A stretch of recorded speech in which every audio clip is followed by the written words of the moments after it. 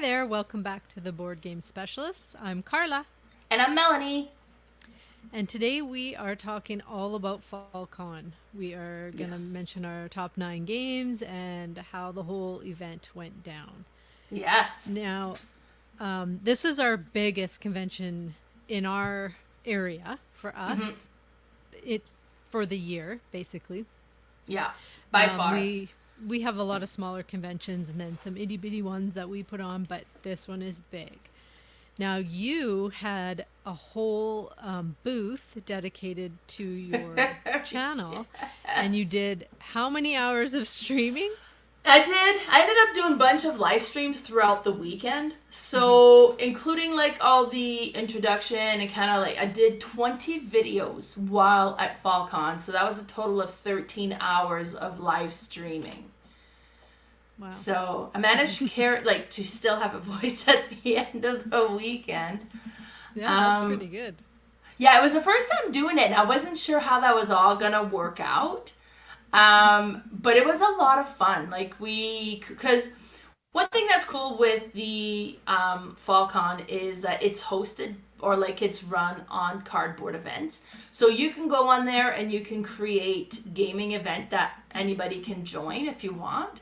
So all the live stream playthroughs I was planning, I put them on there so people, if they wanted, could come and join the game, and we were live streaming it. Now I put a warning on there, it's like, this will be live streamed from Mel's Board Game Roost booth, right? Like, be prepared. If you're not okay with that, don't come play this game.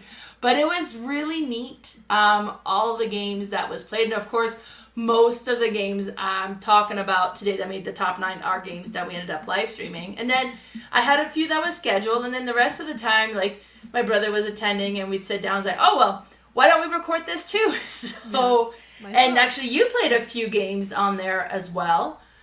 I don't know, a few, at least one. No, well, I think it was just Pixies. Just Pixies, okay, yeah. So, so it was a lot of fun, and it was really cool because it was live, so you could see people comment at the same time. We could kind of interact with people who weren't attending FallCon that could kind of follow through what we were playing as well. Yeah. I really enjoyed it, so I'm hoping to do that again. Yeah, no, that was awesome. It was very neat, and if it's that simple, why not live stream it if you're going to record it anyway? Honestly, I'm there to play games, so I still got to play games. I was just doing it at that table and kind of sharing it with everybody. Mm-hmm. Yeah, it was so much fun. I always think after every convention, oh, this one was the best. No, this one was the best. But I think I figured out why I have so much fun at conventions, especially when they're all of our friends come together. Yeah. Because we have friends from Calgary, Edmonton, so kind of all around Alberta. We're really spread out. Yeah, we are. So I get the same feeling when I go to a convention and we get to meet up with all our friends and, play different games with each of them or whatnot. But when I was little, I'd go to my grandma's and all my cousins were there. I had tons and tons of cousins, and we'd just go down in the basement and just play all day long. And that's the same feeling I get at a convention. It's like family reunion. Yeah, it's like a reunion, and it's just all people I love, and we just have fun. And I have so much fun that I forget to I need to go to the washroom. And when I was little, it was the same thing. I would hold it as long as I could because I didn't want to miss out on any of the fun. But it's all day long. There's no break of fun. It's all fun. It doesn't matter if we're going for lunch. If we're doing this, we're just having fun. And it's such a good weekend.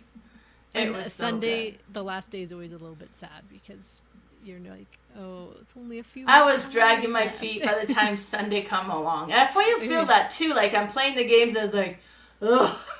Yeah, I was tired of the last game I played was the hardest, most crunchiest one. Of course, you would do this to yourself. I was just brain fried by then. Mind you, after all that, I get home and then I'm like, so should we play games? The next day I was, but that night I was pretty fried. Yeah. Of course, the Monday, and I'm really glad because I ended up taking the Monday off the day after, and that was a good idea. Because honestly, I brought my suitcase in, but I left everything else in the car, and I only unloaded it. Plus, I had all the equipment to record. Then I had all the games that was purchased, because, there's an auction. So I bought some games. So all of those kind of had to be brought in. So I was like, ugh, I'm not doing it Sunday. Like, I'll bring my, my suitcase, have my toothbrush, but the rest can wait. And then Monday morning, I was like, hey, just kind of slept in a little bit, then slowly kind of brought everything up and then kind of reset up my office. And speaking of my office, because as I was setting up, I was like, okay, let's try to make this more optimal. And I've kind of shifted my equipment a little bit to the table that I have next to my desk. But I have a folding table there, and it was really flimsy. And I was like, this isn't going to work. So I got looking for a table to put in my office that would be a little bit better size and sturdier. And I found one that was like 10 minutes away from here for free. I'm just going to show you guys. This is my new table. So I have everything set up here. I can play games. My thing is like, and it's a nice sturdy table. I'm so excited for this. Awesome. All right. Doesn't take much. But I was like, free, 10 minutes away. This was meant to be. Yeah, I came home Sunday, and I usually unpack everything as soon as I get home, and then I just like go walk my dog, and then I veg. But this time we got home late because we went out for supper after. Oh, jeez. People before we left, so we didn't get home till almost 9. And nice. Walked my dog, and I'm like, I'm not unpacking everything. But I did look at my games that I didn't buy any games, but I traded some. So I did open those up and look at them, and I did read a bit of a rule book that night. But the next day was when I did everything too. But I was ready to play on Monday. Right? Like, and I was then I was unboxing. Actually, did end up doing an unboxing video of everything that came home from FallCon. So I did that the Monday as well. And then after that, I'm like updating my my BGG stats for which game I own now, and then the price of everything. So I'm all up to date. Nice. Yeah. I haven't updated that app. It was an old app that I used to put them in, so I don't think you can transfer it over. But I'll have to look into that because I'm curious. Because I used to be over 1,000, which I probably am still, but a lot have gone out when they come in, so I might have stuck around that number. But I'm curious. I'll have to update that and see. I'm not over 1,000. I'm a little bit over 900 now, but I still have empty cubbies. So you got room to grow. And then I've got a lot of like games that was sent to me by Rio Grande Games, or games that I have available for draws and purchases or donations. So I still have a lot of those. I'm not counting those. But but that still fit on there, and then I still have empty cubbies. So nice. Well, I had brought 2 crates of games to FallCon because I had sold or traded a bunch beforehand. Nice. So I think it was almost 20 games 15 I sold and 5 I traded. So I'm a little bit lighter, but probably not for long. So let's talk a little bit how FallCon works out. It's a 3-day event. Friday, Saturday, Sunday. I was there early Friday to set up my booth and all that stuff. And then, so the first day is pretty much all gaming. The Saturday, there was also the auction. And then Sunday's back to all gaming, but there was a lot of vendors there. Actually, it was really cool because they had like the painting miniature there, and our friend Cherry won the prize when they gave her like the a starting set for painting miniatures at home. I was like, that was super cool. Plus, she was like, oh, I painted it, and it looked really good. Because it's really cool. They teach you how to paint miniatures while you're sitting there as well, and you kind of get one that you can paint. She does one every convention. It's like, she does. She's so good too. Oh, they look really good. Werewolf, I think it was cute. It was cool. So that's going on as well. Plus, there was a lot of tournaments. Roxley had a tournament there. Dice Hockey had a tournament, and I think there was another one as well. Then Prototype Alley, and of course the Canadian Board Game Publisher Award. I think I'm saying that title wrong. think I missed Board the Game Designer announcement for that Award one. was presented on the Saturday as well. And what was really neat with this one is I think all the games that was part of like the finalists of the games were there and available to play, and most of the designers were there as well. Oh, nice. Well, I know they had asked us both to be judges, but they asked us quite late. So I said next year, but I need to get the games a lot earlier. And I talked to, because what group. happened with that is when they had to move FallCon to the TELUS Convention Center, it moved the time that FallCon happened. It used to be end September, beginning October, and now it's end of August. But all the deadlines for that award didn't change, so they don't get the games early enough. And he's like, I need to talk to FallCon because we lost almost 2 months to be able to get all that done. And now the FallCon is almost like a month and a half, 2 months earlier, so it's really causing some issues. And I was like, I'll definitely be a judge next year, just make sure that there's plenty of time. He says, I need to talk to them and change the deadlines. Yeah, exactly. So that was super cool to get them, because there's usually only about four games that make the finals. Yeah, so it's just the deadlines had not changed, even though the venue and the time of the venue had changed. Yeah. So so adjust. So that was exciting anyways.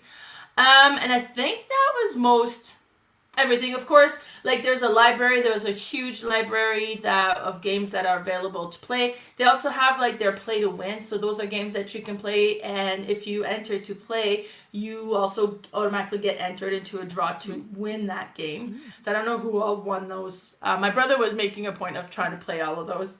Oh, nice. Yeah, I usually do, but I don't think I played one of them this time. I had scheduled games with friends. You kept busy. Some games and stuff, so I didn't really have big time slots to. I honestly, I would see you at the beginning of the event. I saw you at the end of the day. I didn't really see you hardly at all in between anything. So. I was gaming the whole time. I didn't even want to leave to eat.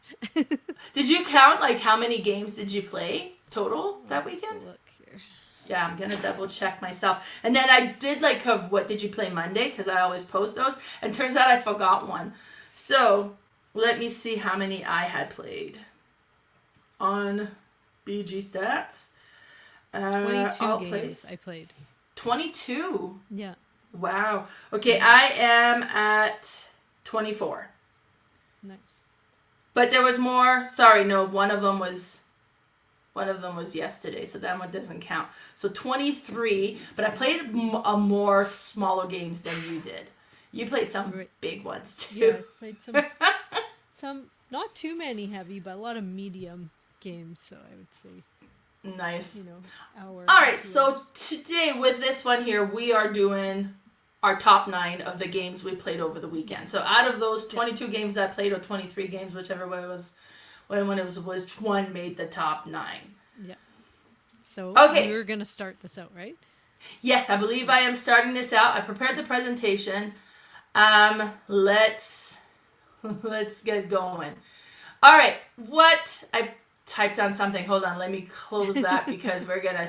Don't click on the screen. That's at number Start 3. at 3? That's terrible.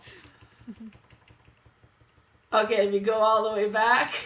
At least I didn't reveal anything. Yeah. Right? There's that. Okay, I'm going to click on the side of the screen. So we are starting with our number 9. And my number 9, you know what? I made this presentation and I don't know if I remember my list and what order it is. So I'm going to show it and then go from there. So my number 9 was, Escape Mail. So they had a booth there. Now what's cool with Escape Mail is you can purchase their puzzle all at once, and they have a pack of 12, or you can do a subscription where they send you once a month and you get this puzzle that builds up every month. Now they had another one that was there too, and I forget what it was called, but it was this big scroll. Shinobi. And it was this big scroll. It was beautiful. And they actually also had kind of an escape room. And I'm saying that in quotation because it wasn't a room per se, but it was a bomb you had to defuse and figure out. And I think it was a bomb. It was a time machine you had to figure out or something like that. But it was super cool. You had like about 20 minutes to try to figure out, so people were kind of constantly rotating there, and they were set up right next to us. So we ended up doing a live playthrough of this one, and I'll show you.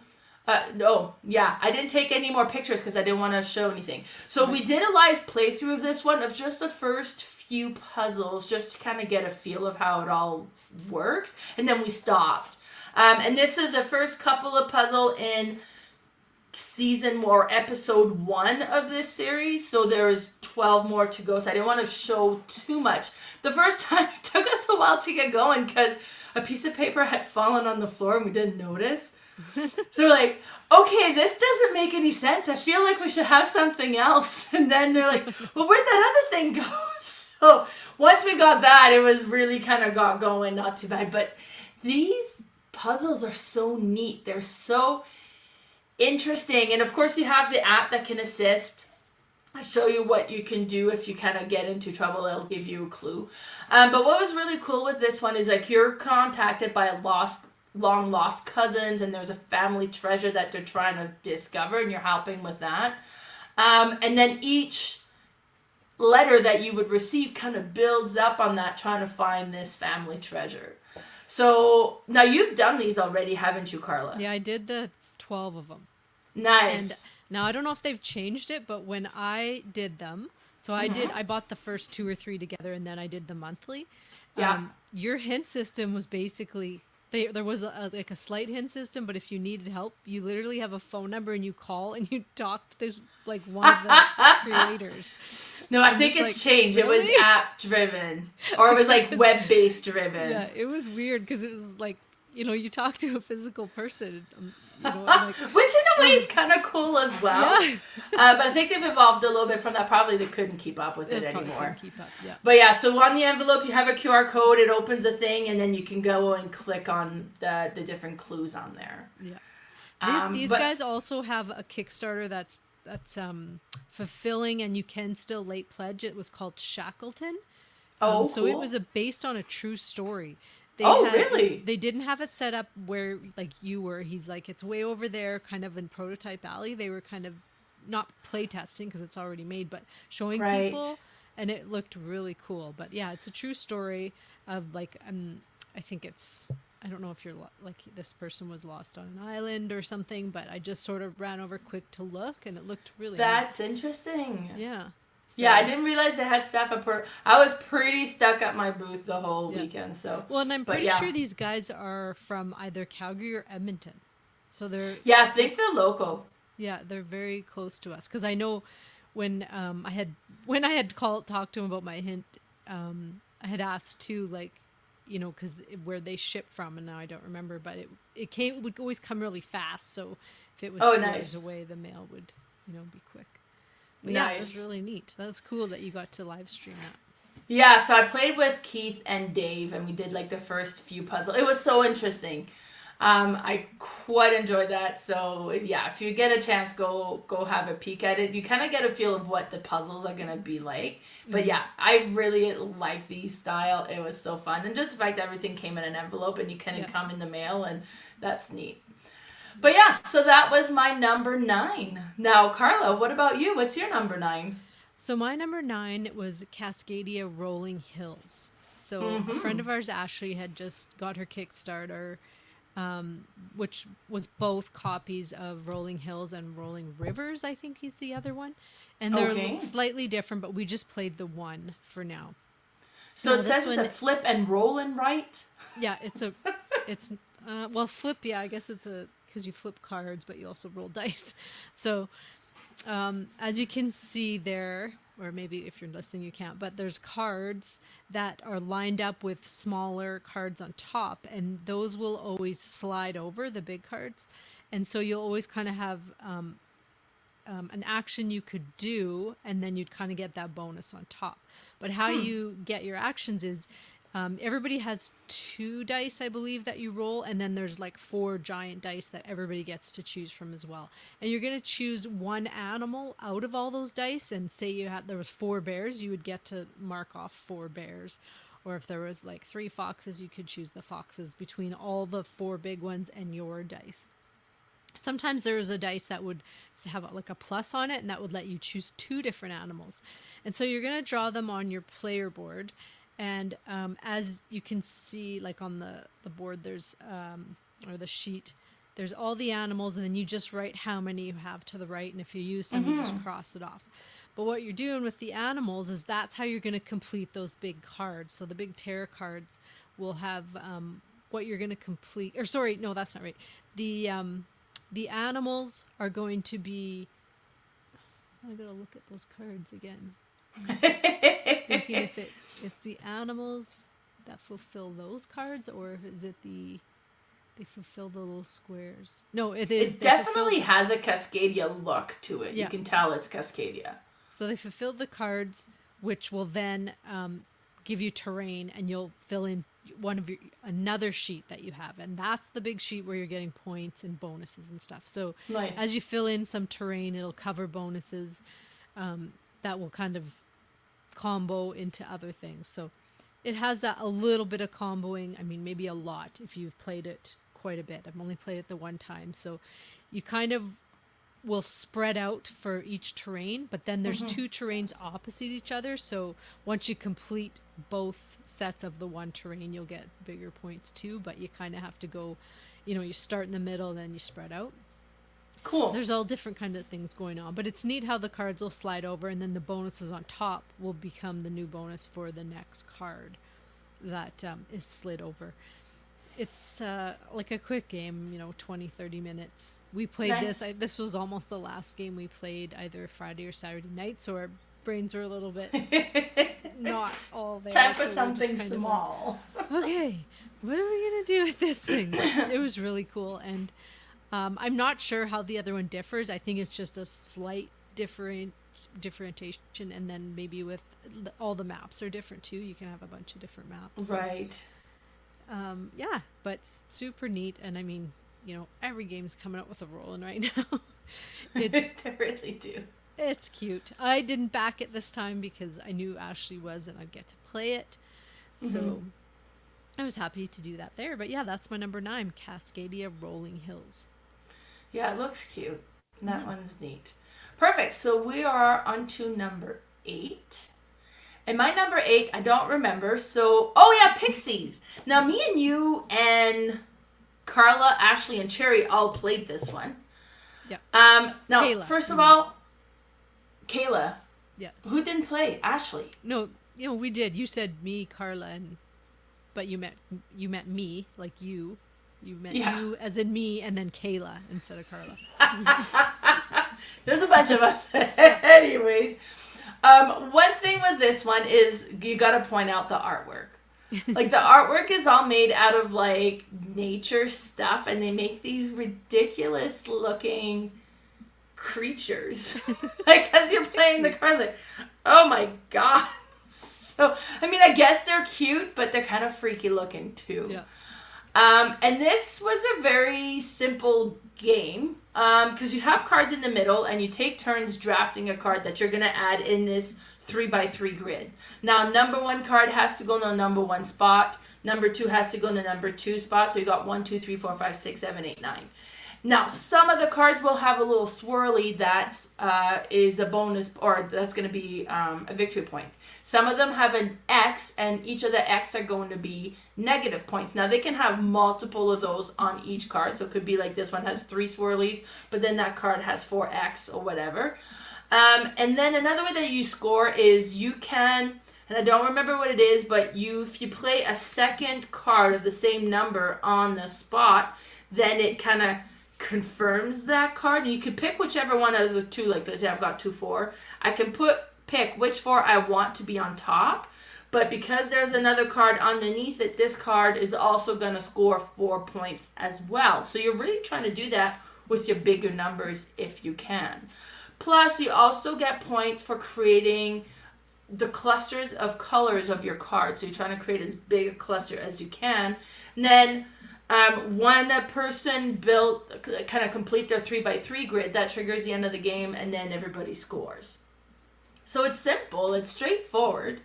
But like I said, the art is just something else. But the gameplay was super simple, but it's very satisfying, and it's a lot of fun. Oh yeah, it's really cute. Like this. This would have been my number 10. Oh, Only okay, because I yeah. had played it a whole bunch before that. So Yeah.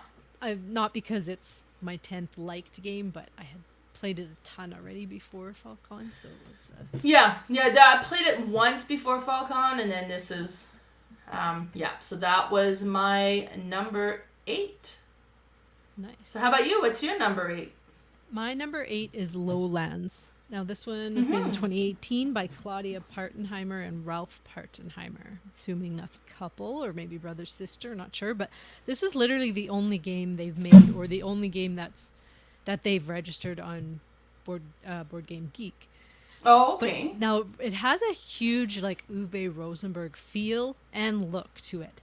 But it's neat because on the box or in the rule book, it has his like approval, like he approved this really? game kind of thing. So I don't know if they are friends with him or if, how they took it to him to show him or what happened there. But it's quite neat.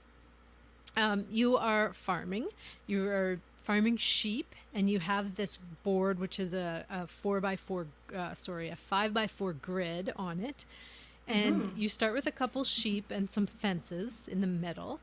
And then you're going to build out. And you're going to add more sheep and add buildings, just like a typical farming game. But the difference is you are on the shore or near the shore. So you have to build this dam in order for the water to not wash out your farms. And the water is going to build up by these cards that will flip each round. And every time one flips, however, the number on it, that's how much water will build up. And so we need to prevent that with either have already building a dam or putting more building the dam and like higher and higher. Now there's different phases in the game. There's 3 actual I'm going to say like rounds, but each round has a couple different phases in it where you're going to do your actions and like build different things. And then you're going to get your income, and then the dam will take its effect, or not the dam, the water will take its effect. And if you haven't built up enough, you're going to actually lose sheep and things in your farm. There's a little big track in the middle, and that has also a market on it, and also the card selection for the resources. And if you help towards the dam, then you get to move up that track. As you move up the track, you're going to get bonuses. But also, if you're ahead of other people at the end of the round, if you have successfully prevented the water from coming through, you're going to get some money. And the people behind you are going to get these, like, I forget what they're called. They're like negative tokens that will be worth negative points at the end. Okay. So there is a bit of a semi-co-op there because you have to help each other build up the dam because none of you want it to have bust through because you're all going to lose stuff. Right. Now, the buildings are neat because some of them can hold more sheep because it's very tight for how much sheep can be. I think only one can go in each square. So you need to have more buildings that can hold more sheep or add places to put them. Like I had a building where I could put them in between my buildings. So it gave me more spots to put sheep. Now you also have this little player board that has your fences on it and some houses, right, buildings, which every time you build an actual building, you'll take one of those off. And under those things are more bonuses. So once you clear 3 fences and use them on your board, then you get another bonus each round. And same with the buildings.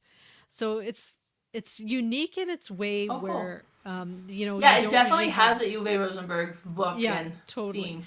But the semi-co-op part is kind of neat as well. And how you're building the dam is you choose one of the resources. It's either wood, stone, or clay. And then you start, you'll pay however many cards that you have of that. And then I think it's about like a 7 or 8 square track. And you'll move that up. And then everybody else for that piece of the dam has to use that same resource. Then you can offer to see if somebody can help you. And if they can add more, and then you get a point for them helping, and they get to move up the track as well. And then as soon as you've completed one section, then you get to add a dam, and then the next section can be built with a different resource. So you kind of will gather these resources, and then, you know, you're thinking, okay, I'm going to get a whole bunch of clay and then build up this dam using clay. Oh, shoot, somebody started it with stone, so I have to wait till it's finished to do that. Now, the action selection is very neat because you have 3 people to 3 workers, and they have different numbers on them, 2, a 3, or a 4. And those will be the strength of your action. So you can place them along anywhere on your player board, which is certain actions, and that'll be your strength. You do open up later on these little chips that will give you more strength towards your action. And you can also do like a second action, or the same action another time. You're just going to have to pay a little bit of money.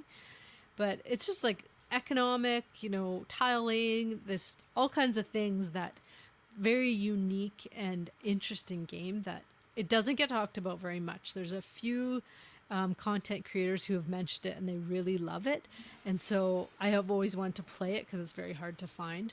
And our friend Bernie, had a copy, and so me, him, and our friend Murray played, and then Murray knew it was in the auction, so he was like, I want to play it and see if I'm going to get in the auction. And he did. He got it in the auction because nobody bid against him. Not many people know about this. And so, yeah, now there's 2 copies floating around in our games group. Because, I hadn't heard about it. I saw you were playing it, and I got looking. I was like, oh, this must be a new game. But it's not. It was published in 2018. Yeah, it's old. So it's been around for a little bit. But yeah. Good. I'm glad you got it. It's not the greatest production, but it's just the mechanics are really cool. Yeah. That's my number 8, Lowlands. Wonderful. Yeah, no, that one does look interesting for sure. It's kind of neat. Like, definitely that kind of Euros feel and look to it. All right, we're on to number 7. And my lucky number 7 is Diceborn Heroes. So Keith is attending the event. He's the designer for this game. And we ended up playing it. And I do enjoy playing this game every time we play it because you can play a different scenario. And it's not campaign based. Like, you can jump around and pick a scenario here and there, which is right up my alley because I don't want to commit to campaign, right? And the way that it works is you kind of pick your monster or the scenario you're going to do, and then you get like different location cards that goes on top, and then you start with the beginning. And what I really like about this one too is you have your character, and then you have the different abilities that you could do with your character. Now, I took a picture from the live stream. This was another one that was live stream just because I didn't take pictures this weekend because everything was on live stream and I was using my phone as one of the cameras. But so you have your characters, and then you have the dice that you start with. I had a green die and a red die to start with. So you roll the dice, and then you can activate different things depending on what you roll. So some locations, like, okay, if you roll a green dice that has a value of 4 or more, you could do this action. Or if you roll a die that is, a 6, then you could do this really strong action. Or otherwise, you put it down here and it does this or whatever. And then you play this way, and you have like your hit points and so on. But as we beat the first monster or the first level, because there'll be different number of monsters that come out, and they attack us, but we attack them, and this is cooperative. We're helping each other as well.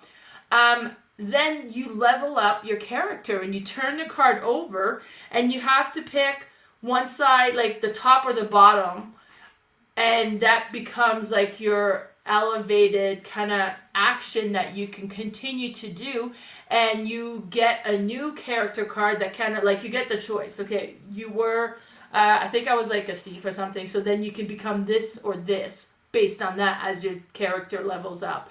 Be like, okay, well that does this, or it does some healing, which is good, but Keith is the one that does most of the healing, so then in that case, I'm going to take this other character, and I'm going to take this ability. So you develop your player as you play, which has a strong, kind of fantasy game, like video game or fantasy book feel to it. So it was a lot of fun. I quite enjoy this game every time I play it, and I just really like that leveling up aspect to this game. So that was my number 7, Diceborn Heroes. Nice. I still have not played this one yet. Have to play it sometime when we're at your place. Yeah. All right. My number 7 is Caverna, made in 2013 by Uwe Rosenberg.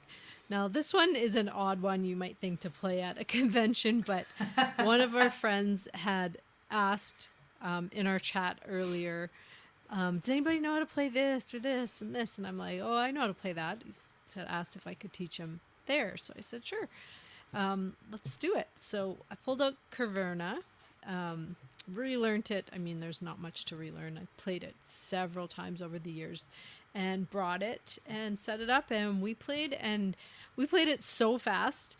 It's usually quite Really? a long game. Yeah, it's usually, but we played a 3-player game, so Okay. it's not too long, but we were all pretty fast. So I think we played it in under 2 hours, maybe an hour and a half. And I Which love is this still game. a long game, but yeah. Yeah, but it's typically a longer game than that. Right. Like, I think I've played a 6-player. It was painful. Too long. Too many Nice. people. But no, this one was perfect. Yeah, and this is, the sequel to Agricola, Agricola, which yeah. I also like. But this one, I think, is the easier one to teach and learn before the other one, just because it's a little bit less punishing. It's a little easier to get food, so you're not starving your people. And there's so much going on. You can do so many things. There's tons of worker placement spots. You pretty much can do... It's one of those games where nothing is bad. No action you do is going to be bad. It's just, Right. what order you kind of want to do things. Because on one side of your player board, you're building up your farm. So you're going to make fields and fences to put animals in, and put fields to make crops, and then grow your crops. Then on the other side, you have caves, and you're going to build up your caverns and your furnishings. And then you're going to also make tunnels and things, so you can make ore mines and ruby mines. And it's so neat because your workers are trolls or dwarves, I think they are, and they will do just like any other worker. But you start with 3. Or no, you start with 2, and then you can produce more, but then you're going to have to feed more as well.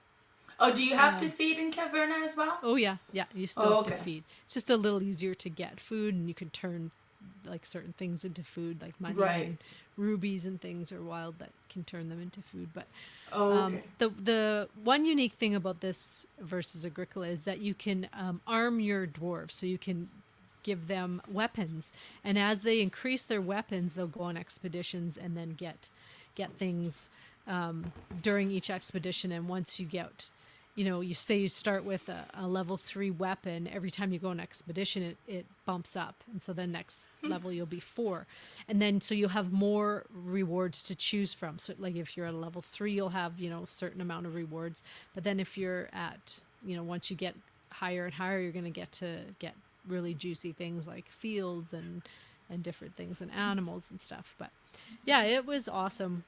We all had a really tight game. We were all very, very close in the scoring.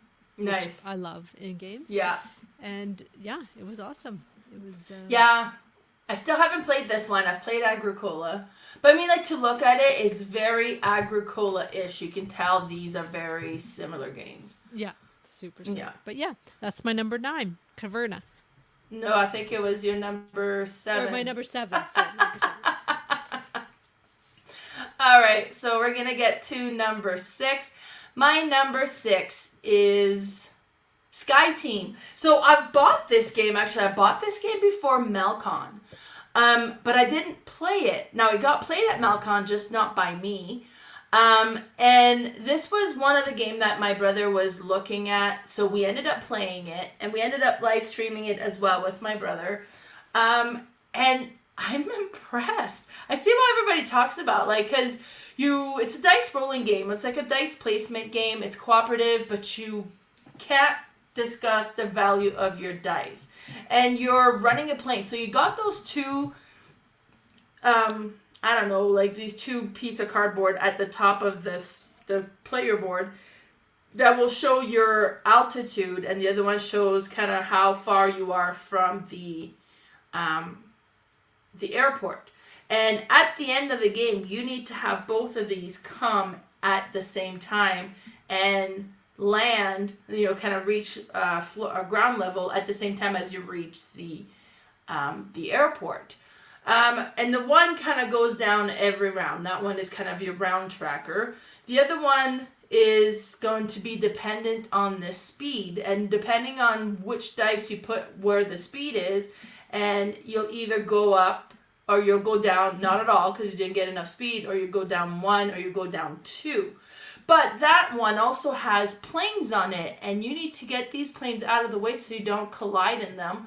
So you have to put dice on the radio location to radio them out of the way. And in order to do that, if the planes are 2 spaces away, then you would need to put a radio dice, like a dice on the radio spot with a value of 2, so that you can radio a plane that is 2 spaces away. And then one plays as the pilot, one plays as the co-pilot. The pilot needs to make sure he puts the landing gears down. The co-pilot needs to make sure that they put the flaps up, all of the flaps up, so that we can stop and brake. The pilot also needs to put the brakes. And then the brake is interesting because there's 3 that you need to put. Either you place a number 2, and then a number 4, and a number 6. But when you put one, it kind of increases your brake. So at the final landing, you need to have your speed lower than your brake value. Otherwise, you're going to overrun the runway, right? Like, there's so many different things into play. Plus, that was like the base scenario was the Montreal one. Then we ended up playing another one that included traffic. So you roll a dice and different planes show up, and kind of more traffic comes up. Plus, we also introduced fuel. So every round we would decrease the fuel by the number of dice we put there. If you don't allocate a dice to it, then the fuel automatically decreases by 6. And you got to make sure you have enough fuel to get to the runway. And there's a bunch of different scenarios that you can set up, so the different elements will change. It was so interesting. It was very simple to play once we learned how to play. But I was impressed with this one. Now, Carla, have you played Sky Team yet? Oh, yeah. I played a ton of Yeah. this. I've played in person, and then I play on BGA a lot. Okay, yeah. Yeah. Yeah, so super cool. Yeah, so that was my number 6, Sky Team.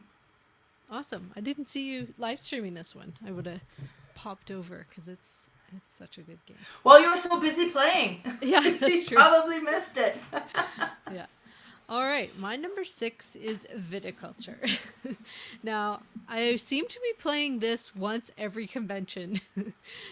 This Nice. time, like in none of the times is it ever planned. So this is funny because last time a friend had just got his big crate, picked it up there. So I'm like, ooh, let's play like a big, Tuscany game of this. But how it happened here was it was Saturday night, I think, and there was a bunch of us sitting there. We had no games planned. We're all like, let's go look in the library and see, like, pick something we all kind of know so we don't have to learn. Our brains were a bit fried by then.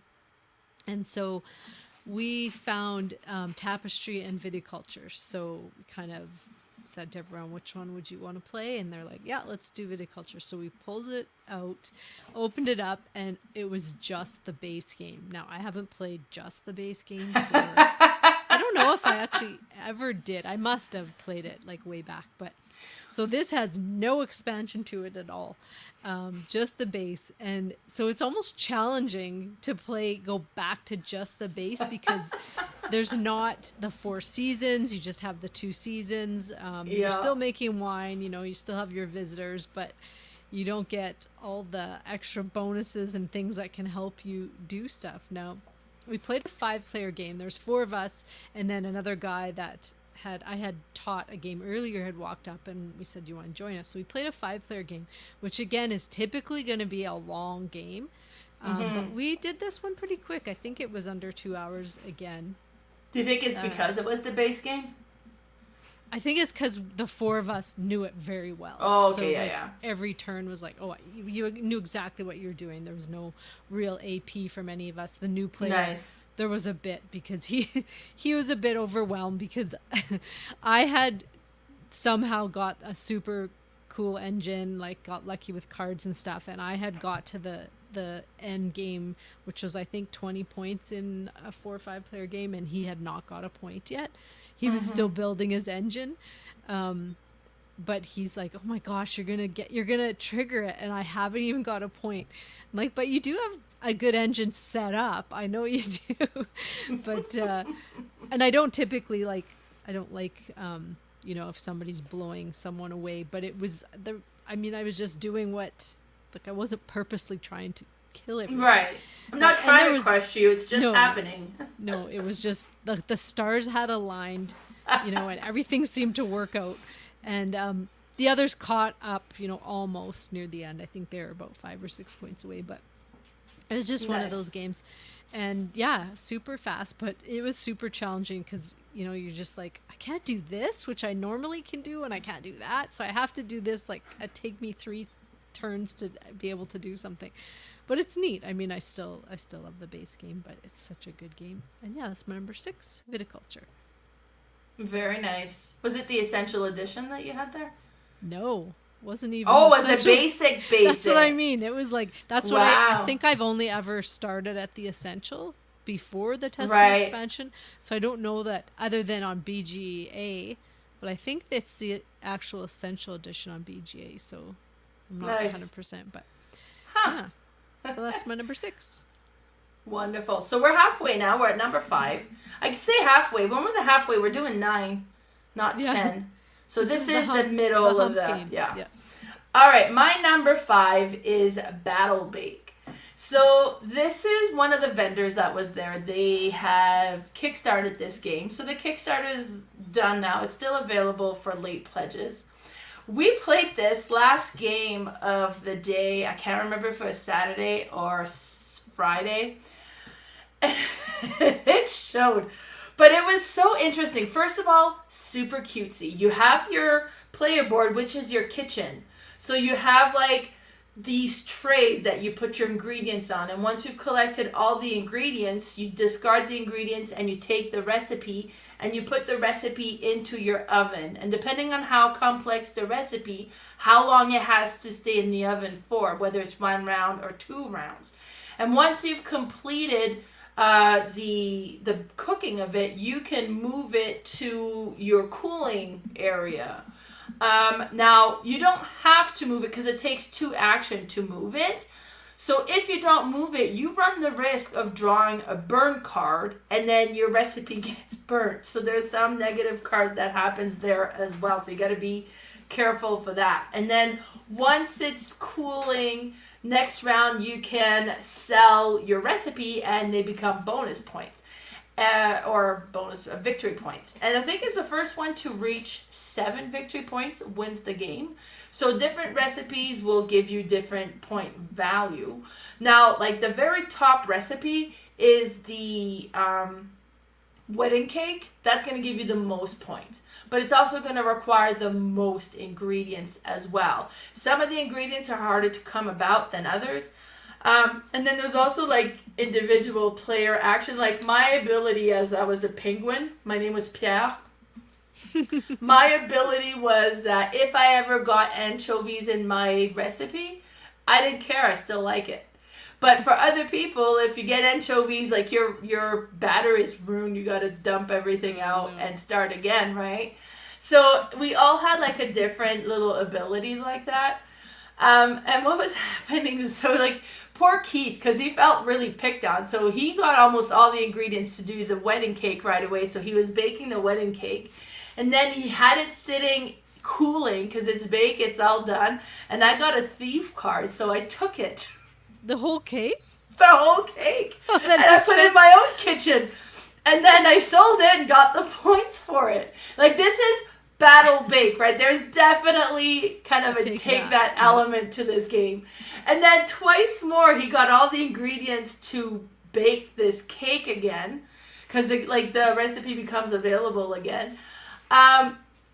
But he kept like, and it was late, right? We're like getting tired, and then I'm putting ingredients in, and I'm looking at my ingredients, and I'm like, what am I trying to make? Like, I've put baking soda in there. Nothing needs baking soda. So now I've ruined the batter, and I have to clear it and start again. And he did that twice. He kept putting sugar in his cake that didn't need sugar. And of course, him was like, it's 6 ingredients. And he's like, oh my God. I was like, did you just do it again? He's like, I just did it again. Then he had to scoop everything out and start over again. So don't play it too late at night. Like, this game went way over than it was supposed to, but it was a blast. It was so much fun. All the recipes, when you look closer at them, like, they have little eyes, and they're all like frowny face because they're like, it's a battle, right? But it's super cute, super adorable, but oh so mean. Or can be oh so mean. But it was so amazing. And then, yeah, we did a live stream of that one as well. And that is Battle Bake. Yeah, it looks cute, but doesn't sound cute. Sounds like, a Take That. It definitely has some Take That, but it was a lot of fun. Yeah, it looks fun. Yeah. Awesome. And those are local designers again? Yeah, I think they're based, I want to say Edmonton. I don't know. I'm pretty sure they were local. I don't remember where they were from. Okay. Nice. All right. So my number 5. Now all the rest of these are new games. Yeah, you had a lot of new games on your list. Yeah, the other ones are older, but some were new to me. Well, except for Cascadia and Rolling Hills, but these ones are all brand new 2024 games. Now the first one, number 5, is Cities. Now this is a Steve Finn and Phil Walker Harding game. Never seen these two make a game together, but they're both that's cool. Designers that I really like. Now this one had been on my want to buy list for quite a while. It came out and I thought, you know what, I'm going to wait to see if I play it. But then Wizards Loft got it in, which is our local game store. So I'm like, yeah, I'm going to get it and bring it to FallCon and, can teach some people there. So what this one is, you're building your city, but it's kind of a unique way of how you're doing it. You have 8 workers, and you are going to place them out each round. And there's 4 rows of actions, but 4 actions, but there's the 4 rows, one of each of them. And you're going to have 2 of your workers in each of those. So you're going to get the 4 actions twice every round. But you're going to draft the spots. So on your turn, you can choose any one you want. And as soon as you take that spot, you'll put your meeple there and take the action. And the 4 actions are, you're either going to take more tiles, because you start with 1 tile, and it'll have some either water or park on it, plus some building spots. And each building has a different color. There's, I think, 5 colors: yellow, red, blue, green, or maybe just the 4 colors. And then you're going to build these up. Now, the base part of what you're trying to do is get lots of water connected with at least 4, and then have 4 unique features on it, and the same with the park. That's the base scoring. After that, you also can draft these scoring cards. So you're going to have 8 scoring cards at the end of the round that will score all different kinds of things. Like one might say for each building that is too high, because you can stack these buildings on top, these little plastic colored buildings. One might be for all of your yellow buildings that are 6 high, you're going to get 10 points or something. And so you might want to try to get a couple of those out. You're going to draft these features, which will either go on the park, the water, or you might have a statue, which will go on part of the city block. And those are just worth 2 points. The other thing you can draft is the actual buildings. So they're the color buildings that you will be placing on your building spots. Now, it sounds kind of simple, but it's how you're going to put it all together. Oh, plus you're also racing to these goals on top. You have, of course, the game comes with 8 different cities, I think, and you will mix them, you'll use a different one each time, and they're all completely different. So you might be racing to see who gets the biggest park or who has the biggest water section, or who has 4 water parks in their corners, or like all different kinds of things. So, you know, you're trying to like fulfill all these things, and you have to figure out which one is, you know, the best way to go. Now, some of the things you're drafting are going to be flipped over, so you don't know what they are. They're just a surprise. So you might look at the tiles and go, I don't want any of those. I'm just going to like gamble and pick the one that's face down. You just play, depending on player count, you play a certain amount of rounds, and then at the end you just score. And everybody has built a 3x3 of this city, and then you'll just see who has the most points. It's, you know, simple rules, but unique in the fact that those have not all been kind of put together. Yeah, it's a win, and it's one of those quick games that is played in, you know, 30 to 40 minutes, I would say, and nice. just so crunchy and fulfilling. But yeah, that's my number 5, cities. And it looks really cool, like the 3D buildings you kind of build up, like table presence looks really cool. Yeah, and very light to medium game, so it's, you know, it'll get to the table lots with different groups. Right, which is, it's easy to play those ones, so that's kind of cool. So that was your number 5, so we're now down to number 4. My number 4 is Dice Hockey Challenge. Okay, I don't care about hockey. I'm a terrible Canadian that way. You know, it's like, okay, I'm aware there's hockey. I don't really care about hockey. Now, these guys were showcasing the game there. We live streamed this. Me and Kayla were sitting on this video watching this, and then Kayla was more into hockey, and she was asking all sorts of, like, actually really smart hockey-related questions while we were doing this. But you know what's an indication of a really good game? Kayla left halfway through the video to go buy this game. I bought a copy after I finished playing it. It's basically a roll and move. Which is like, okay, like hockey, roll and move, like this doesn't appeal, but, and the board is honestly not like stunning either. But the gameplay was so satisfying. And I would score and then like cheer and yell and jump up. I got so involved in this game. It was unreal. So first thing you do is you roll like the 4 colored dice. I was blue player, so I would roll my 4 blue dice to determine where I could put my goalie. And they're from 1 to 6. So if I rolled like a 2, a 3, and a 5, then I could put it either at 2, 3, or 5. So I would move my goalie to a specific location, which depending on what's happening, if the other player has their hockey player kind of set up to shoot on my goal, I want to try to be in a position to block that. So you do that first, then you roll 2 dice, and that's going to control the movement of your hockey players. So if you roll 2 dice, now what's interesting is you can spend 1 die to move one player and the other die to move the other player. Or you can combine them and move one player, both of those dice together. Or you can subtract them from each other and move one of the hockey players that smaller amount. So if I did 3 minus 2, I could move it by 1. So you do have kind of a strategic control there that you're keeping in mind. Now, you need to get your hockey player to certain spots to be able to shoot on the goal, and those are those orange lines. So you want to get your hockey players on those lines in order to be able to shoot. And if you notice those red players, 2 of them are shooting onto my goal here.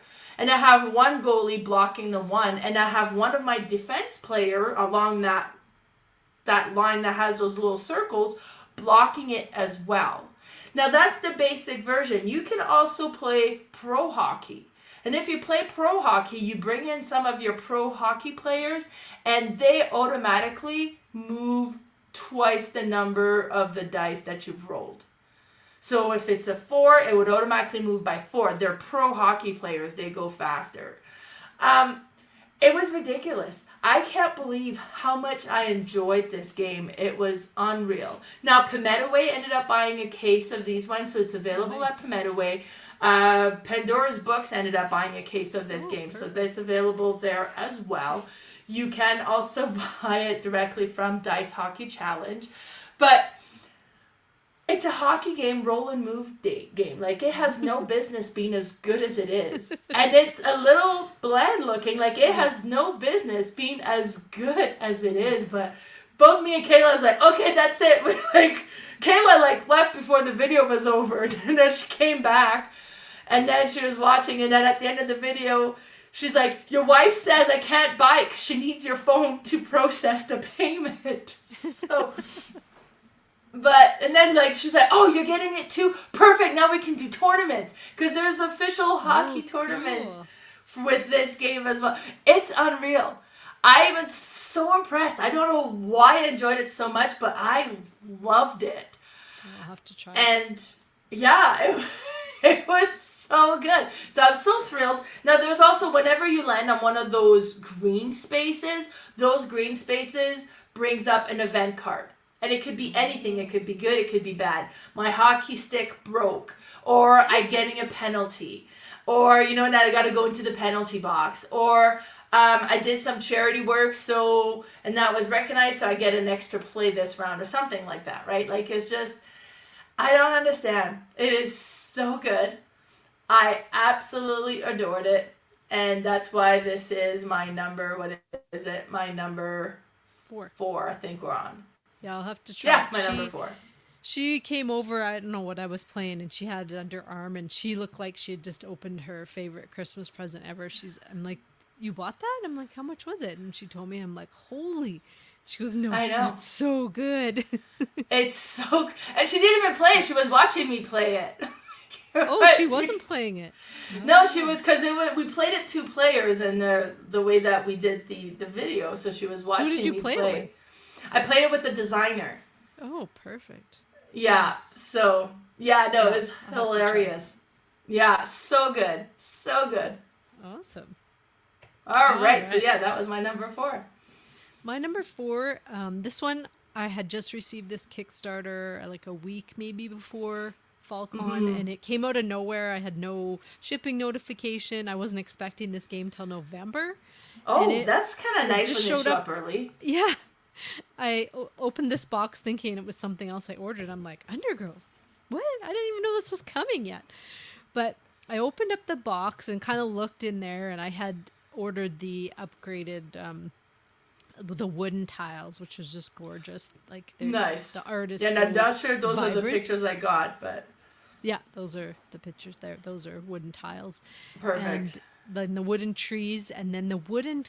mushroom stands, and these are huge trees where you can put the mushroom tiles on, because you always have 3 tiles at once. But I kind of looked through the game and I thought, oh, I wonder if this is going to be lighter than I thought, and like I wanted it to be, you know, a little bit crunchier, a little bit heavier.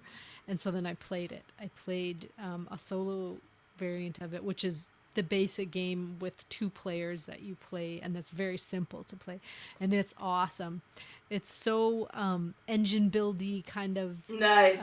You would love that. Thinky, and trying to build up all these different mushrooms, but you have these seedlings, because you basically have, what is it, 1, 2, 3, you have 4 actions you can do. You can either produce, so you can put out a mushroom, and then you can put out a seedling in one of the corners of anywhere that is out there, and then you add a root to it. And whatever you're pointing with your root, that is a mushroom that you can score at the end of the game and activate throughout the game. That's cool. I guess there's 5 actions, actually. Another action is to activate a mushroom. So all the mushrooms that your roots are pointed to, you can choose one of those and activate it. And those will give you different resources. The resources in the game are nitrogen, phosphorus, what's the other one?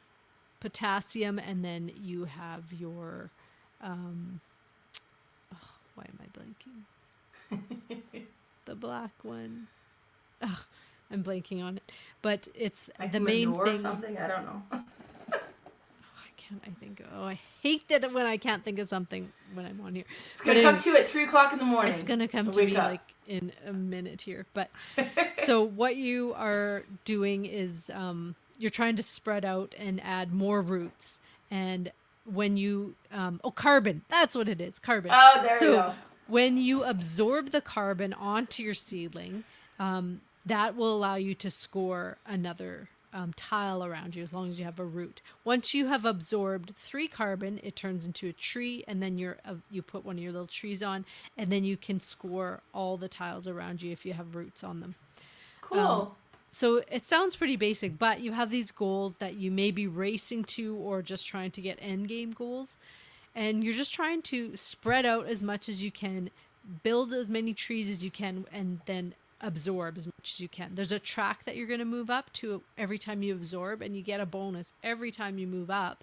Now, and that is the end game tracker. When you get to the top, it'll trigger the end game, and I think you have 1 or 2 more rounds, and then you just score points. But it is so cool and crunchy, and I just love looking at the mushrooms. It looks I had great. started foraging mushrooms this year, so it was just so nice to be able to see all the different beautiful mushrooms out there. But yeah, it's another winner for me, and a really cool Solely variant, so I can play it a lot. And yeah, that's my number 4, Undergrove. Nice. Number 4. It's a neat looking game for sure. Yeah. Yeah, and I was across, like you guys were playing kind of across where I was set up, and you could see all those holders, and I was like, what are you guys playing? It looks amazing. Yeah. Nice. Perfect. So we're on to number 3, and my number 3 is Unscrewed. So we've done a live playthrough of Unscrewed at my house when I held a game day. And I did another one over the weekend, and it was so funny. One of the kid that had signed up to sit down at the game, he had signed up on the cardboard event. I guess he's like, he spent his whole 3 days by the Unscrewed booth, and as soon as there was a game being played, if there was an opening, he'd sit down and he played it all weekend long.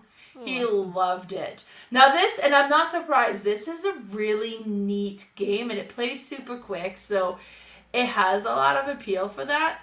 And the acrylic components are super cool. What's happening is we're each a cartoon character. We have our, kind of show on the network, but the network's dropping everybody but one. So we're in a battle to the death trying to be the cartoon show that stays on the network. And it's a programming game. So you have 3 cards that you'll be playing. And it could be like, I'm heading east, I'm getting south, or I'm going west or north. Or it could be, I'm doing an improv. Or it could be like, I'm going to do the last action again. And you place your cards to do that. And you flip it over and you move. But you all have different things. Plus, there's all sorts of stuff happening on the maps as well that are hazards. And if that wasn't bad enough, each round this map gets smaller and smaller and smaller.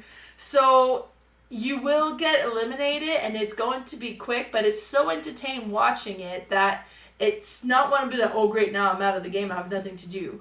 And you can also respawn. If the dibs card tile comes to you and you would be first player, you just respawn. I so enjoy this game. I think today is the final day for its Kickstarter. So if you're watching this on Monday and you haven't kickstarted it, the Kickstarter is over. I don't know if there'll be late pledges or how that's going to work out. I was backer number 6. I enjoyed this game so much. Plus, with my teenage kid, I think this is just one that will replace Gyrating Hamster for us, right? So, I just really, really enjoyed it. Every time I play it, I like it more. There's just new things that comes up because there's a lot of different cards of stuff that can happen that's just creates complete mayhem. That's just hilarious. Really enjoy this one, and that is my number. What are we on? Number 3 now, I think. Yeah, number 3. 2. Number 3. So that was my number 3, Unscrewed. Perfect. All right, my number 3 was another Kickstarter that I got in, and that was Harvest. Now, this is an older one, but he remade it, the designer's Trey Chambers. I didn't realize it's the same game as this little Harvest game that was made before, but they made a really beautiful, big, So does it look like this, the one I picked out here? Yes, this is the Kickstarter. This is the new one. Because I looked at it and I was like, oh, is this a new, I was like, then there's a few Harvest that was on there. I wasn't sure if I was picking the right one. Yeah, no, this is it. Okay.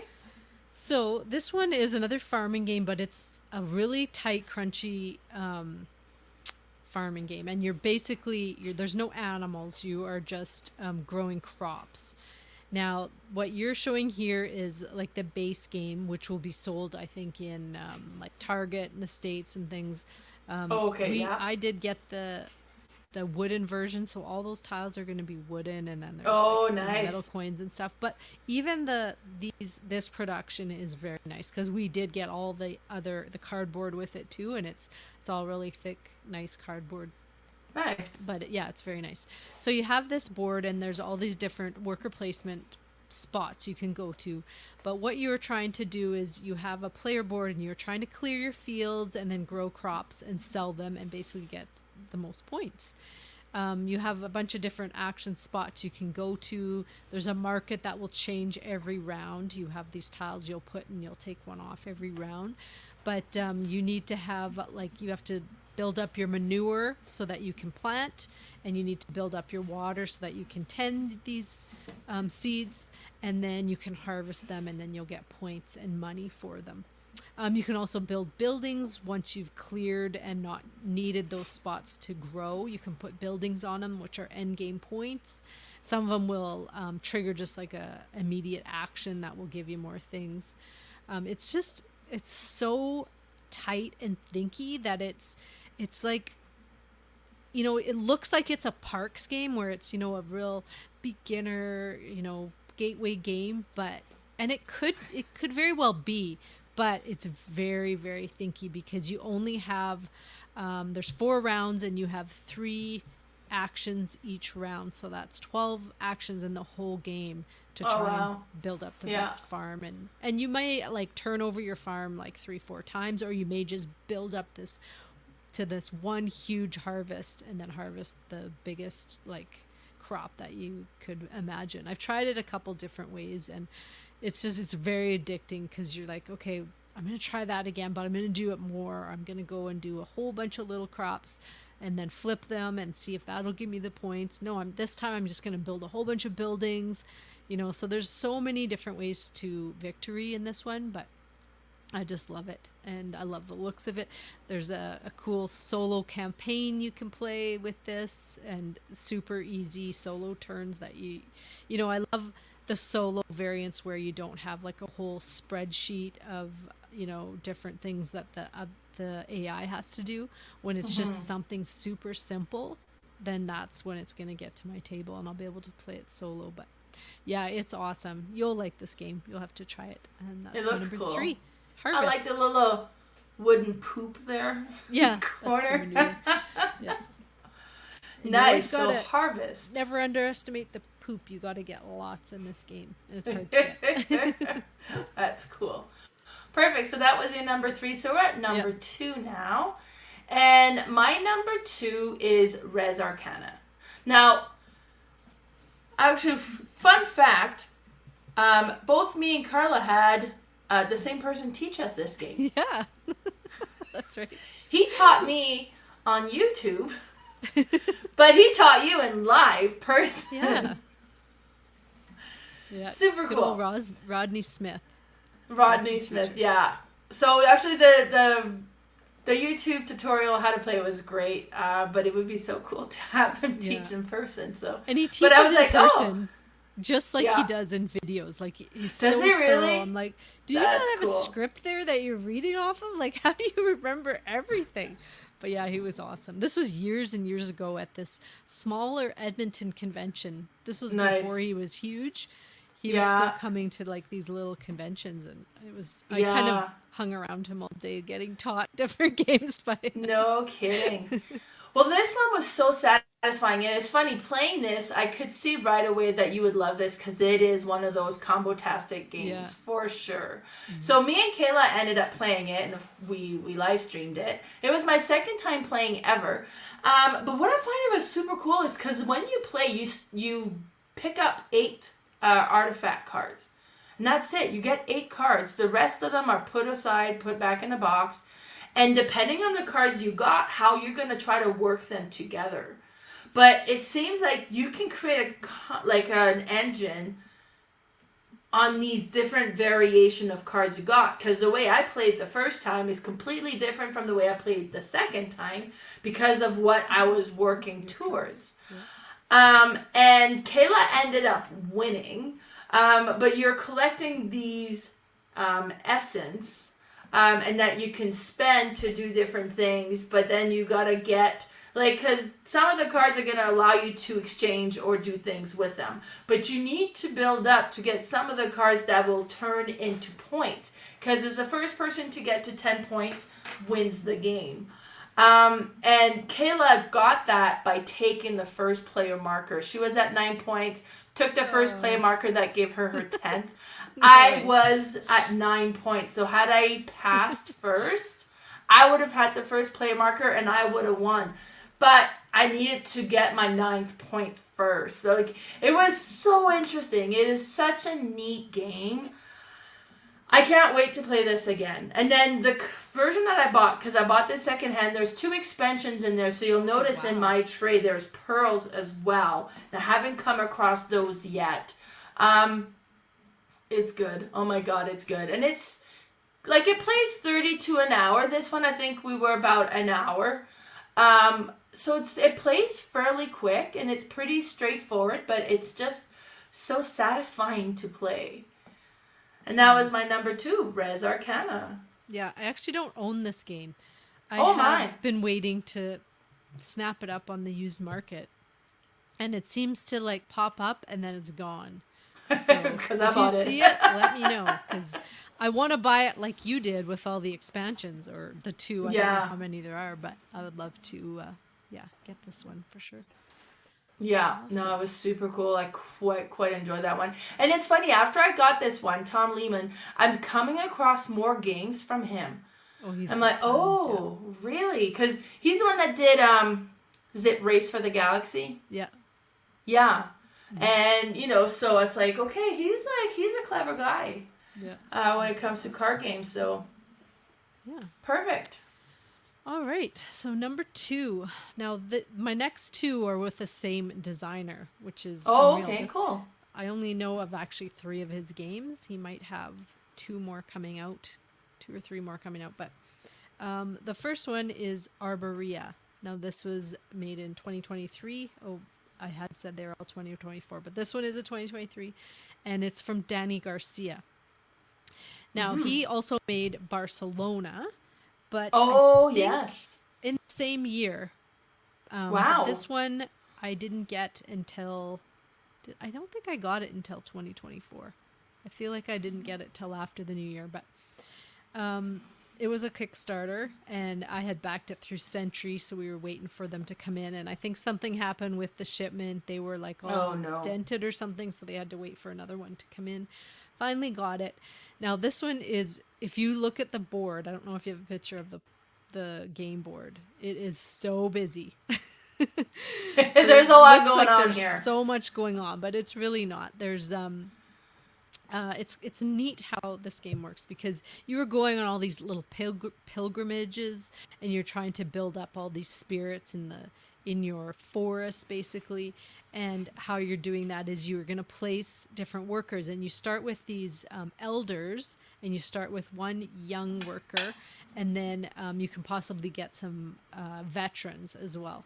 And so you'll place them on these tracks. So they're the little cardboard tracks underneath all those little they look like coral that is like spreading out. But you'll place a worker on the 4th spot, and then always at the end of your turn, wherever your workers are, you're going to get to slide those towards the middle. And so you can see it as you slide them. You can see these little spots that will veer off from the spot you move, and you can, anytime a track is moved, you have the option of jumping off. And so you can jump off, and then you go down all these little pilgrimages, and you will get all the things that you can trace back to the top there. So a lot of things are like resources, moving up like the spirit track that you will be able to use to gain more actions. You can get, you can bring out these creatures. So on the top of the board, You will bring out creatures that will be placed on their spot. And then there's another little icon where you can actually attract one of them into your forest, I think it is. And so you have these cards on the side. And that's like a little mini game too, because you're placing these cards and kind of placing them over top of each other or next to each other and trying to get optimal placement so that you can place animals to give you points at the end of the game. Now, each animal is going to score in a different way. So you're going to place them next to the different colors on the cards that will give them the most points. There's also, the neat thing is the resources. When you gain resources, you're going to move them up on the big game board, and you slide them up, and then at the end of your turn, if you haven't used them to complete a card, you're going to push the bottom of that resource up, and you're going to gain all those points there. Then you're going to leave them there, and anyone else can use them. So the resources are all communal, and so it's really neat because you could, kind of go with like the path where I'm just going to gain a whole bunch of resources and just gain the points for them, and then let other people use them and gain them again, because when you gain them from the beginning, they're big points, and then once they've moved up, then it's just like 1 point each time. You also have these season tracks that you will move up, and those will be multipliers for endgame scoring. There's so much going on in this game, but once you've taught it, it's quite simple. It's one of those games where you explain it and everyone's like, oh my god, I don't know what to do, and you're like, okay, I'll walk you through like the first few rounds, and then after 3 rounds, everyone's like, okay, I got it. Totally. Yeah. Like all the iconography becomes crystal clear, but at the beginning, everyone's like, I don't even know where to start and what to do. So it looks put overwhelming. Somebody down. Yeah, and it's so thinky and just satisfying how you could just build up your own little kind of, not really an engine because you're putting workers out, but it's kind of has that same feel as Zolkin, where you go on that wheel and you have to decide when you're going to pull that worker off. Right. Or do I keep them on there longer? Because the longer they go on there, the juicier it is. They get more things.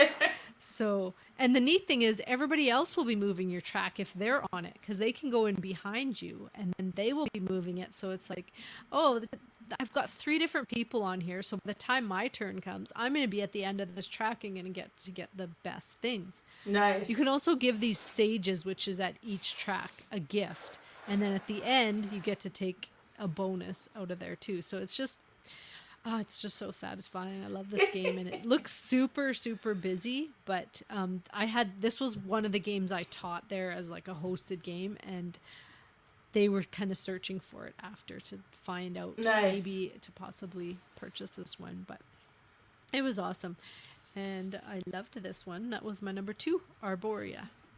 It's really neat looking for sure. Yeah. But yeah, at first glance, it's like, whoa. Yeah, that's a lot. All right, my number 1 game, I'm 100% sure was also our friend Travis's number 1 game, and that is Comic Hunters. Oh my god, I was impressed with this one. And it's a quick, simple game. Now, it's not released yet in Canada. He purchased his copy from the States, and we ended up playing it. But it's all about collecting comic book. And you're collecting comic books to create these sets. Now, at the start of the game, when you're doing setups, you'll be pulling tokens that'll show these different superheroes, and a certain superhero is going to be worth the most. So for us, that was Iron Man. And then you got like your mid-level superheroes that are worth kind of mid-level. So they'll having a cluster of those comic books are going to give you like not as many points as Iron Man would, but more than kind of others. And then you have 3 that are in like the bottom range, and you have some that aren't even on the list. Nobody cares about those particular heroes. And then you have also kind of different aspect of the comic book. So whether it's like first appearance or, kind of different things like that, and it would have a different icon on it as well that would give it value. Now, if you collected comic book, or if you're collecting comic book, you will absolutely adore this game and your mind's going to be blown. Because first of all, the art of the cards are all the actual comic books. These are what came out. Like, so if you've been collecting comic books, you're going to recognize the comic books you've owned or own now, and then it's going to have like a whole extra level of wow factor. I didn't get that. I never collected comic book, but this game is still so good. So there's 4 different type of ways to collect cards. First one is going to be like from the comic book store, and basically is your drafting cards, and they're going to be like lower level valued comic books. And you're going to have so many cards, and you're going to keep one and you pass them over to the next player, and you're going to look at what's been passed to you, and you're going to keep another one and pass them on until you collect like 3 cards that way. So you're going to be doing that. Then you do a second way of collecting. One of them was like an auction, and you have those blue tickets there. Now, I'll bring attention to those blue tickets, because what we were doing there is an auction, and you put, like, you auction it on a row. Like, there'll be 4, or is it 5 at the top? 4, 4, and 3 was with our player account. And you'd be like, okay, I'm bidding on this collection, this row of comic books. And then you take turn bidding. So, you know how I'm with auction. So I bid all but 3 of my tickets to get my comic books. There's going to be 2 sets of auction. Like, there's 2 set rounds of each of those ways of collecting. So and if you have any tickets left at the end of the game, I didn't, I spend them all. But if you have any tickets left, they're worth points. So you don't want to do what like I did. Like, stay reasonable if you can. I just don't do that. But that's one way of getting it. Then another way that was super cool, and it was like collect a comic book at a convention. And what they did is you created a 5x5 grid of these comic book cards, but you don't put one in the middle. And then you can shift a card over, kind of like, you know, like those puzzles where you would slide them around. Yep. So, and then you'd be like, okay, I'm taking a certain superhero. I'm taking Wonder Woman across either a row or a column, and you pull all of those out. So that creates bigger openings so you can slide things more as well. And then be like, okay, well, I'm going to move the Hulk over there. So that gives, and I'm going to take the Hulk on this row. So then you get 3 comic book from the Hulk or whatever. And then you collect that way. Now, each round, you're going to collect comic book in a certain way.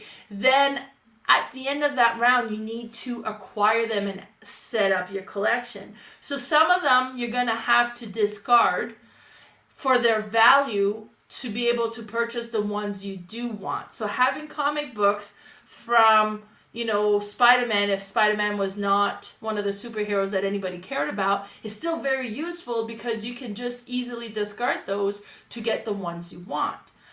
And then, like, at the end of the game, the clusters that you have of each superheroes are going to be worth a certain points, but so is having a variety of superheroes showcased in your collection. So I only had like 3, I think, so that gives me almost no points. But Joe had 6 different characters, like, or superheroes in his different collections, so he ended up scoring a lot more points. I lost by quite a bit, but it was just so cool, the whole set collection and how it played and how it changed, and I loved it. It was so entertaining, so good. From what I understand, this new production, because this game is published in 2020, but it wasn't published in, it was like South America, I think that it was published. Yeah. So they're just now bringing it to North America. Price range is quite reasonable. I think it's like $40 or less. But that shows in the quality of the game. The cards, from what I understand, are a little flimsy. Yeah. These ones were sleeved. So having them in a good quality sleeves kind of negates all of that. Plus, the box had plenty of room for sleeved cards, which is nice.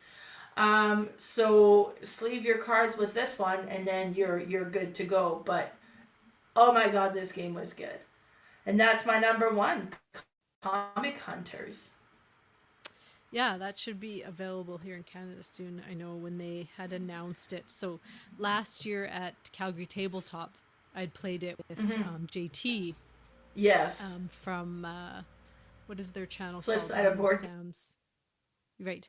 And so we played it, and this was his grail game. He was looking for this, and I said, Yeah. I'll find you one someday. And then found out, I think in spring, that it was coming back. It was going to be reprinted. And I'm like, see, I Yeah. told you I would find you one. It'll come to you one day. But yeah, I played it a couple times there. And yeah, if you are into auctions, because this has, what, 4 different types of auctions? 4 different types, yeah. 4 types of auctions, yeah. Then this is the game for you for sure. Yeah. All right. So my number 1 is this game I had on my to buy list, but because I'm playing Down My Shelf of Shame, I was trying to not purchase any games. So I'm like, you know what? I'm gonna wait until I play this game, which I didn't know when that would ever happen, because if none of my friends had it, how was I gonna ever play it? And a couple that I taught, Arborea, I got talking to them. They're a lovely couple, Jen and Jeff, that they have this game and they played it at Dice Tower West. And I said, Nice. oh, are you going to teach it this weekend? She goes, oh, well, I totally could. And so we set up a time and I got to learn this game, and it's so good. What kind of scared me off of buying it, if you see the actual game board, on one side of it, it looks almost like an old-fashioned roll and move. Like it almost has like a Candyland feel on the left. So it's just like, what is this? What's going on? But that is only like a very small part of the game, which is funny that they made that such a big, like, large section of the board. But what you are doing is you are tulip farming. And so you are building up these rows of tulips. But how you go about that is you have these wheels, and you have 2 like, what are they called? Like, what's the word? Those wheels, they are not The wheels, like rondelle? tracks. Yeah, no, but like how gears? they turn. Gears. They look like 2 gears that are turning into each other. And one gear has 6 sections and one has 5. So they're not going to be the same every time they go around, right? Because as you turn this wheel, you're going to have 2 actions, one on the right, one on the left, and you have to choose one. Unless you have upgraded and there's like a plus on it, then you'll get to do both. But how you decide how you're going to turn this wheel is you're going to decide if you're going to move the water level up. And so by moving up the water level, that'll give you more turns of your gears. Now, you might not only want to turn it once, because you might want to go slow. People can rush this game and keep turning their wheels, because every time you get one completion of the big wheel, that's one round or one season, basically. And once you finish 4 seasons, that triggers the end of the game. But we all kind of wanted to go really slow, so most of us were going just like one turn, so we get to do all these different things. And there's different things that you can do, but the nice part of this too is one action can maybe lead into another action, which can lead into another one. So you're just trying to figure out, how can I get the most out of one action, kind of thing. And everybody starts with like a kind of a player power that they will have like a stronger action out of the actions that are being taken. So there's like, say out of 6, like you're going to be strong at 1, you will be strong at 1, I'll be strong at 1. And then you really need to lean into that. You got to use what you're getting, try to get the most of that action, because then it's going to double it, basically. Now, so by building these tulips, you're also trying to put out windmills on that big board, and that's not really an area control. I mean, once you take a section, nobody can have it, but they can build off you. And the only reason you're putting these windmills down is because then there's, wherever you place it, then there's arrows surrounding it, and those give you like 2 or 3. There might even be some spots with 4 different actions that you can take. By taking the windmills off your board, you're also making yourself multipliers for the color of tulips that you're growing. So you might want to grow specific tulips and plant them. In the middle of the game board is the market, and that is how you're going to move around and be able to gather tulips and plant them. it's kind of neat how it moves around because you're always going to move 2 spots. And wherever you land, however many people's colors are there, that's however many actions you get to do at that spot. There's also like trading you can do where you're going to place tulips that you don't use on a spot and take 2 of the actions which it's connecting to. You can hire workers, which can either give you ongoing game bonuses or end game points. And those can be kind of a luck of the draw, because if you've built up something, like I built up my wheels because I had my player power was to every time I got an upgrade, I got a free tulip of any color. So I was getting a whole bunch of upgrades instead of having to go to the market to get tulips. That's how I was getting them. And then a card came up that was like, you get points for all your upgrades. So I'm like, oh, perfect. I'll just grab that because I've already upgraded both of my wheels. But I mean, it's just like, another one of those combo games that I love, but not super heavy. I'd say medium. Just so thinky, economic again, because the money is really tight. They don't even use coins. There's just a little track. I can't even remember what they call the money, but you barely have money. You're just kind of trying to struggle to get a few dollars here or there just so you can do some things. And moving up the water level is neat because you can also, if you turn your wheels, instead of doing the action on the left, and if you have not upgraded the right side, all it does is move the water level down. But then when you do that, you're going to get points and money out of it. Especially if it's way up, if somebody's really rushing the game, and you can start moving the water level down, and you'll just get more money and points. It's just there's a lot going on still, but again, it's not a super heavy one. I had no idea what to expect just from his other prior games, Barcelona and Arborea. Whereas I feel like this one is probably the lightest out of those 3, but it's so satisfying and I love it. And that was my number 1, Windmill Valley. I already put in texted Wizards Loft if they had a copy. They've got one put aside for me. So I'm going to pick that up soon and get that to the table. Perfect. Yeah, it seems like those 3 games of these designs are quite different. They're all now different with this from one, each other, yeah. You say the gears, like if you do a full rotation of the gear, it moves over a season. Does that mean each player would finish at different time? You could, yeah, because you get in, and the nice thing is if you do finish that first season, you get like the best bonus. Then the next person gets the next best bonus, and then the third and the fourth gets nothing.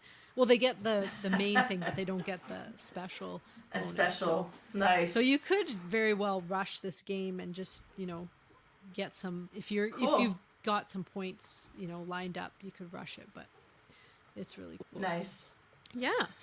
So that was our FallCon recap. Another beautiful convention in the books.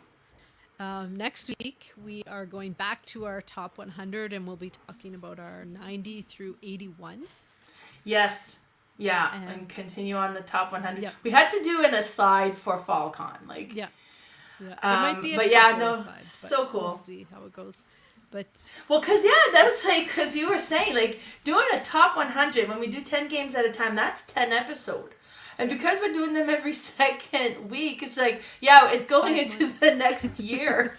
I was like, wow. Yeah. So it'll be a little while, but we'll get through it for sure. Yeah, no, for sure. But until next time, where can people find you? So you can find us on our Discord, so be sure to follow we'll put the link below, and we've been quite active on there, so Discord's been a lot of fun. On Instagram, my Instagram is Mel's_boardgame_room. I'm also on Facebook under Mel's Board Game Room, and my YouTube channel is Mel's Board Game Room. And if you want to see all the games that's been played at FallCon, do go check out the YouTube channel for all those live stream. How about you, Carla? Where can we find you? I'm on Instagram at boardgamespecialist, all one word, and Facebook. I have a page called Red Deer Board Game Fanatics. All right, well, that was an awesome recap. FallCon was super fun, but until next time, thanks for listening. Bye, everybody.